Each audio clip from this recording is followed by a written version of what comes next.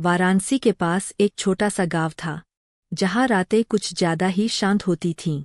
इतनी शांत कि अपनी सांसों की आवाज भी डराने लगे। उस गांव में एक पुराना, सुनसान मकान था।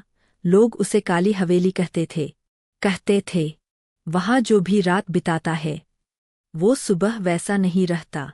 गांव के लोग उस हवेली के पास से भी नहीं गुजरते थे।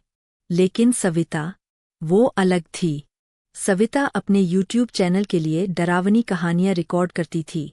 उसका कॉन्सेप्ट था, डर के आगे सच।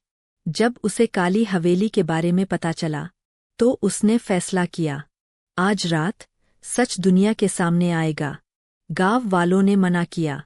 एक बूढ़ी औरत ने उसका हाथ पकड़कर कहा, बेटी, वहां परछाई रहती है, इंसान नहीं। लेकिन सविता मुस्कुराई, डर सिर्फ दिमाग में होता है। आधी रात, रात के 12:07, सविता कैमरा लेकर हवेली के अंदर गई। दरवाजा अपने आप चररर की आवाज के साथ खुला। अंदर धूल, टूटी कुर्सियां, दीवारों पर अजीब खरोंचें। उसने कैमरा ऑन किया।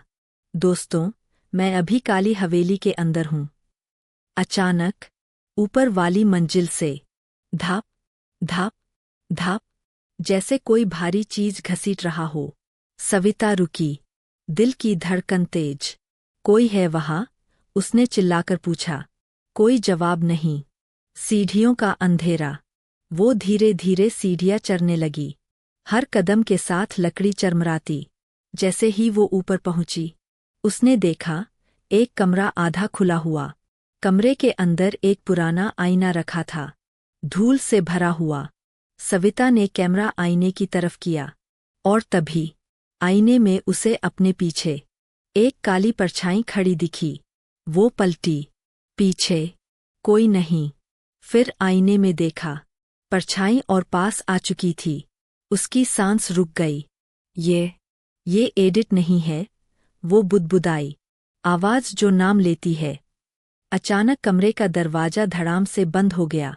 कमरे में अंधेरा, और फिर धीमी, भारी आवाज, सविता। उसका नाम। उसके शरीर में सिहरन दौड़ गई। कौन है? आईना खुद ब खुद दरकने लगा, दरारें फैलती गईं, और फिर आईने के अंदर की परछाई धीरे धीरे बाहर निकलने लगी। असली सच।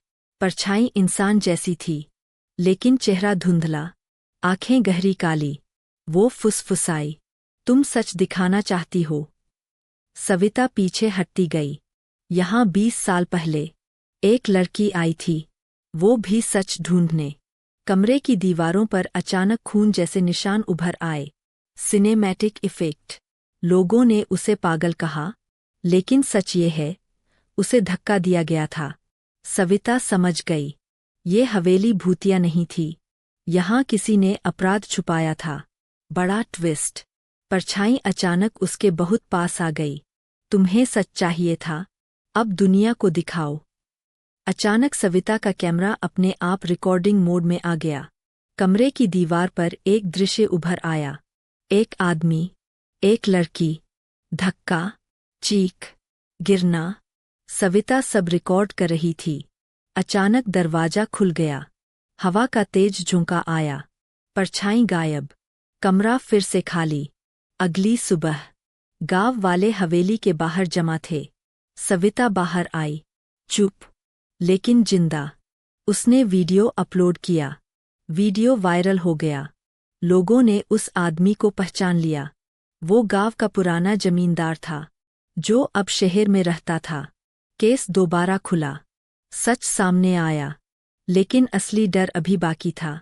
उस रात, जब सविता अपने कमरे में वीडियो एडिट कर रही थी, उसने स्क्रीन पर कुछ अजीब देखा। वीडियो के आखिरी फ्रेम में आईने में फिर वही परछाई खड़ी थी। इस बार वो मुस्कुरा रही थी। स्क्रीन पर हल्की सी आवाज आई, अब तुम जानती हो, अगला सच कहाँ छुपा है। लाइट अचानक बंद। वीडियो खत्म।